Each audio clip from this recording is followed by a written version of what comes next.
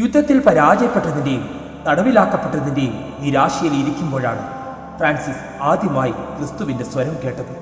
Francis ആരെ സേവിക്കുന്നതാണ് ഉചിതം, യജമാനനെയോ അതോ ദാസനെയോ? യജമാനനെ എന്ന് പറഞ്ഞ ഫ്രാൻസിസിനോട് നീ അസീസിയിലേക്ക് തിരികെ മടങ്ങൂ എന്ന് ക്രിസ്തു മറുപടി പറഞ്ഞു. ക്രിസ്തുവിനെ സ്നേഹിക്കാൻ വേണ്ടി സകലതും ഉപേക്ഷിക്കാൻ ഫ്രാൻസിസ് തയ്യാറായിരുന്നു. അവസാനം ഉടുത്തിരുന്ന വസ്ത്രം പോലും അപ്പൻ്റെ കാൽക്കൽ അഴിച്ചു വെച്ച് ആരോ കൊടുത്ത ചാക്കുവസ്ത്രവും ധരിച്ച് അസീസിയുടെ തെരുവിൽ കൂടി മഞ്ഞും മഴയും നനഞ്ഞു നടന്ന ഒരു ചെറുപ്പക്കാരൻ.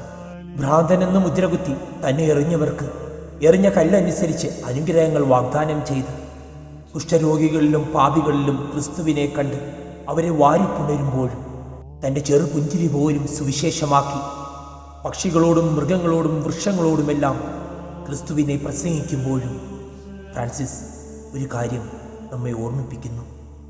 ക്രിസ്തുവിന് വേണ്ടി താൻ ഉപേക്ഷിച്ചതൊന്നും ക്രിസ്തുവിനോളം വലുതല്ലായിരുന്നു. ക്രിസ്തുവിനെ സ്നേഹിച്ച് അദ്ദേഹം മറ്റൊരു ക്രിസ്തുവായി മാറിക്കഴിഞ്ഞിരുന്നു. അതെ, രണ്ടാം ക്രിസ്തു. ഫ്രാൻസിസ് അത്ഭുതങ്ങളൊന്നും ചെയ്തിട്ടില്ല, പക്ഷേ ഫ്രാൻസിസിൻ്റെ ജീവിതം തന്നെ ഒരു അത്ഭുതമാണ്. അസീസിയിലെ വിശുദ്ധ ഫ്രാൻസിസെ, ഞങ്ങൾക്ക് വേണ്ടി പ്രാർത്ഥിക്കണം.